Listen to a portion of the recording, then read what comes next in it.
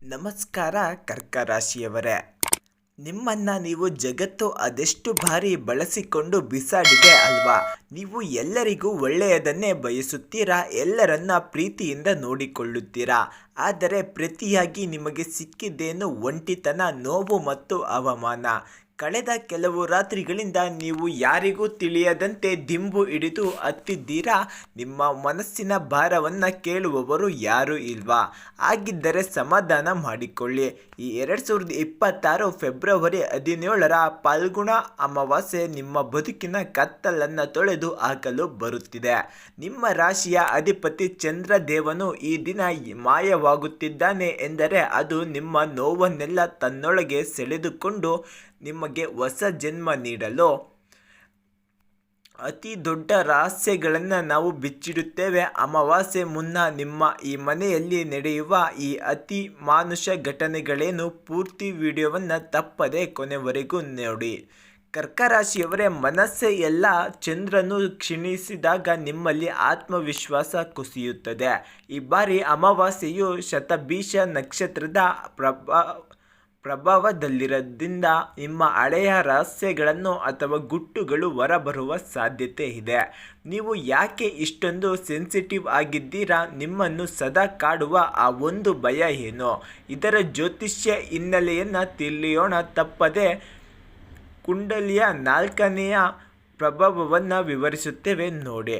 ಕರ್ಕ ರಾಶಿಯವರೇ, ಫೆಬ್ರವರಿ 17 ಬರುವ ಮೊದಲು ನಿಮ್ಮ ಬದುಕಿನ ಈ ಘಟನೆಗಳು ನಡೆಯುತ್ತವೆ, ಗಮನಿಸಿ. ನೀರಿನ ಭಯ ಅಥವಾ ಆಕರ್ಷಣೆ, ಇದ್ದಕ್ಕಿದ್ದಂತೆ ವಿಪರೀತ ಬಾಯಾರಿಕೆ ಅಥವಾ ನೀರಿನ ಕನಸುಗಳು ಬೀಳುವುದು. ತಾಯಿಯ ಆರೋಗ್ಯದಲ್ಲಿ ಏರುಪೇರು, ನಿಮ್ಮ ತಾಯಿಯ ಜೊತೆ ಜಗಳವಾಗಬಹುದು ಅಥವಾ ಅವರ ಆರೋಗ್ಯ ಹದಗೆಡಬಹುದು. ಅತಿಯಾದ ಕನವರಿಕೆ, ನಿದ್ದೆಯಲ್ಲಿ ನಿಮ್ಮನ್ನು ಮೀರಿ ಮಾತನಾಡುತ್ತಿರಬಹುದು. ಎದೆಯ ಭಾಗದಲ್ಲಿ ಭಾರ, ಏನು ಕಳೆದುಕೊಂಡ ಸಂಕಟ, ಎದೆಯಲ್ಲಿ ಒಂದು ರೀತಿಯ ಬೀಗತ್ಯ. ಹಳೆಯ ವಸ್ತುಗಳ ಪತ್ತೆ, ಮನೆಯ ಮೂಲೆಯಲ್ಲಿ ನೀವು ಕಳೆದುಕೊಂಡ ಹಳೆಯ ಫೋಟೋಗಳು ಅಥವಾ ವಸ್ತುಗಳು ಇದ್ದಕ್ಕಿದ್ದಂತೆ ಸಿಗುವುದು. ಹಾಲು ಒಡೆಯುವುದು, ಮನೆಯಲ್ಲಿ ಪದೇ ಪದೇ ಹಾಲು ಒಡೆಯುವುದು ನಕಾರಾತ್ಮಕ ಶಕ್ತಿಯ ಸಂಕೇತವಾಗಿರುತ್ತದೆ. ಮನಸ್ಸಿನ ಅಲೆದಾಟ, ಒಂದು ಕಡೆ ಕುಳಿತು ಕೆಲಸ ಮಾಡಲು ಸಾಧ್ಯವಾಗದೇ ಇರುವುದು. ಅಪರಿಚಿತರ ಸಹಾಯ, ಯಾರೋ ಒಬ್ಬರು ದಾರಿಯಲ್ಲಿ ಸಿಕ್ಕಿ ನಿಮಗೆ ಸ್ಫೂರ್ತಿಯ ಮಾತುಗಳನ್ನು ಹೇಳುವುದು. ನಿಮ್ಮ ಮನಸ್ಸನ್ನು ಮತ್ತು ಮನೆಯನ್ನು ಪವಿತ್ರಗೊಳಿಸಲು ಈ ಅಮಾವಾಸ್ಯೆಯ ದಿನ ಇವುಗಳನ್ನು ಮಾಡಿ, ನಿಮಗೆ ತಪ್ಪದೆ ಫಲ ಸಿಗುತ್ತದೆ.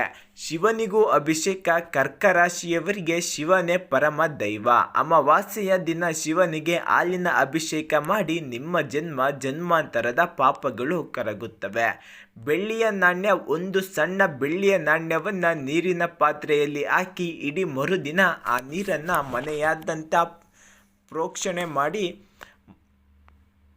ಅಂದು ರಾತ್ರಿ 10 ಗಂಟೆಯ ನಂತರ ಚಂದ್ರನನ್ನು ನೋಡುತ್ತಾ 15 ನಿಮಿಷ ಮೌನವಾಗಿರಿ. ಬಿಳಿ ಬಣ್ಣದ ಆಹಾರವನ್ನು ಬಡವರಿಗೆ ದಾನ ಮಾಡಿ. ಫೆಬ್ರವರಿ 17 ಕತ್ತಲು ಕಳೆದ ಮೇಲೆ ಕರ್ಕ ರಾಶಿಯವರ ಬದುಕಿನಲ್ಲಿ ಚಂದಿರ ಮತ್ತೆ ಉದಯಿಸುತ್ತಾನೆ. ನೆಮ್ಮದಿಯ ವಾಸ್ತುಸ್ಥಾನ ಮನೆಯಲ್ಲಿ ಕಾಡುತ್ತಿದೆ.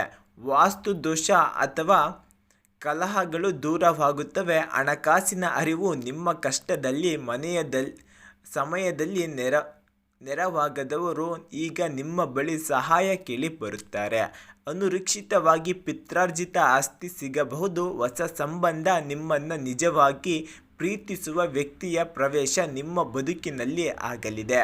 ಕರ್ಕ ರಾಶಿಯವರೇ, ನೀವು ಸಮುದ್ರದ ಹನಿಗಳಲ್ಲ, ನೀವು ಒಂದು ಸುಂದರ ಸಮುದ್ರ.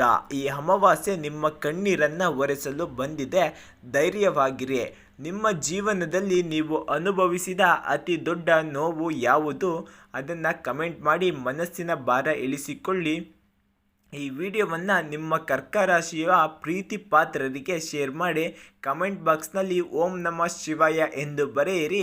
ಮತ್ತೆ ಸಿಗೋಣ. ನಿಮ್ಮ ಬದುಕಿಗೆ ಹಾಲಿನಂತೆ ಶುಭವಾಗಲಿ.